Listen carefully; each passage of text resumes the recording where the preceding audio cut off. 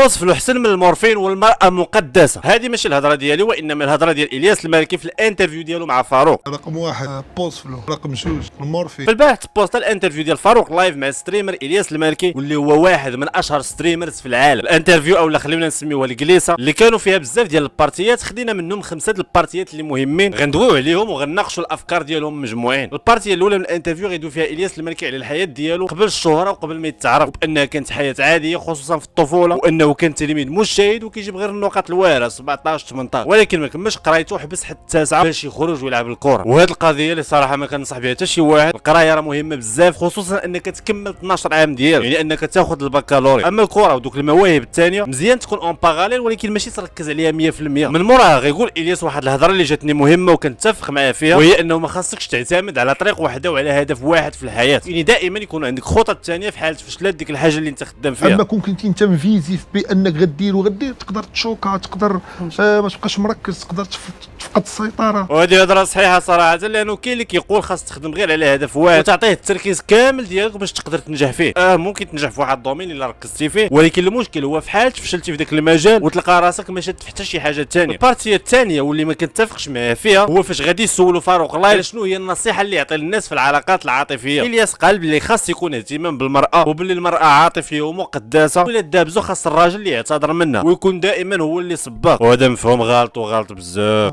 حيت المراه كائن لطيف كتبغي الاهتمام. المراه زعما المراه راه مراه مقدسه. انا كنصح الشباب بانه هو يمشي يقول لها سمحي لي، هو اللي يكون سباق. العلاقات عزيزي المشاهد ما كتبناش على انه واحد خاصو ياكل العصا باش الثاني يكون فرحان. العلاقه هو جوج الناس كياكلوا العصا باش بجوجهم يكونوا فرحانين. والمراه ماشي مقدسه، لان هذا المصطلح هو مصطلح الكمال، والكمال لله عز وجل. المراه عندها حدود خاص تحترمهم، والراجل عنده حدود خاص يحترمهم. وما دام كتقبل انك تدخل في واحد العلاقه مع شخص ثاني، الا وخاص تفهم بلي ديك العلاقه فيها حقوق وواجبات. دونك الله يجازيكم بخير، ما تحاولوش تبينوا ان الراجل على انه حجره ما كيحسش وما عندوش مشاعر. فين المراه محتاجه الاهتمام والاحترام، حتى الراجل محتاج الاهتمام والاحترام. النقطه الثالثه وهي الرغبه ديال الياس انه يتزوج بمراه ربة بيت، وهذا كيبقى الراي ديالو الشخصي طبعا. راه خاصها تكون ربة بيت تربي الوليدات على الصواب على الاداب. هنا كيخصنا نطرحوا واحد السؤال اللي عام ديال علاش الاغلبيه ديال الرجال كيختاروا المراه تكون ربة بيت. طبعا صفتي كراجل وكنفهم نسبيا العقليه ديال الراجل المغربي، فاي واحد عنده شويه الغيره وشويه ديال الكرامه غادي يرفض ان مراته تكون خدامه وموظفه. اولا لانه الراجل كيعرف العقليه ديال الرجال وعارفهم بلي الاغلبيه عينيهم زايغين. ثانيا لان ديك المراه اذا كانت عندها حق في الزين وفي الشخصيه، فغالبا غتبدا تحط الزوج ديالها في مقارنه بينه وبين صحابها في الخدمه وبين المدير ديالها الى اخره. وكاين بزاف ديال الاسباب ثانيين نقدروا نهضروا عليهم في فيديو خاص يكون بالتفاصيل ديالو بالبحوث. البارتيه الرابعه وهي المرحله السجن ديال الياس. المرحله اللي تقسمت على جوج، الشده الاولى اللي دوز فيها عام، والشده الثانيه اللي دوز فيها شهرين. طبعا الاعتقال الثاني كان هو اللي خلق ليه مشكل نفسي كبير، بحكم انه كانت الفتره ديال كينغز ليغ وهي بطوله اللي كبير. هذه المرحله بالضبط ديال كينغز ليغ بغيت نركز فيها على نقطه واحده، وهي نقطه لولا الظروف. راه غتكمل هذه ولولا الظروف اكيد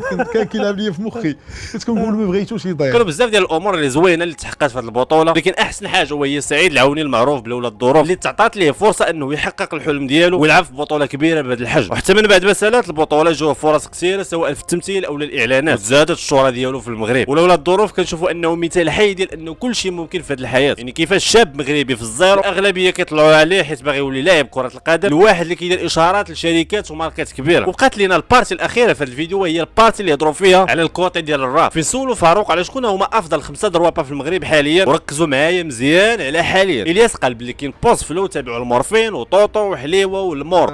رقم واحد بوصفلو، رقم جوج المورفين، رقم 3 طوطو، رقم 4 حليوه، رقم 5 مور. وكنظن انه حتى سالوا التصوير عاد تفكر الياس يقول باللي الفرد بلي حتى هو كاين من الوالا في الراب. وبالنسبه لي هذه القائمه معقوله، لانه حاليا فاش كندويو على الراب المغربي كندويو بكل بساطه على بوصفلو. والناس اللي كيعجبهم المورفين صحيح انه رابر واعر، ولكن هذه المرحله بالضبط بوز متفوق عليه. واللي طربني هو فاش غيقول الياس بلي كاين المسلم واللي بيقول لهم روابا من كوكبات ثانيه، انه هاد الجوج بالخصوص هما الافضل في تاريخ الراب المغربي وما خاصهمش اصلا يتحطوا في مقارنه. نعطيك دومبيك ونعطيك مسلم، هذوك كعطيو كوكب اخرى. ومن خلال هذا الانترفيو فالتحليل ديال الشخصيه ديال الياس، واللي هي شخصيه كتبان سواء في لي زانترفيو او في ستريمات ديالو، وهي بحال الا بغيتي تقول بارد وسخون، او بعباره ثانيه كيجرح ويداوي، يقدر يكلاشيك او ينتقدك وفي نفس الوقت يقدر يكبر بيك ويعطيك قيمه. وهذه الصفه راه ماشي سهل انها تكون عندك، خصوصا الا كانت متعمد، يعني خاصك تبقى مراقب الكلام ديالك ومره ترجع للسطر. هذا ما كان في الفيديو، دوزو بخير.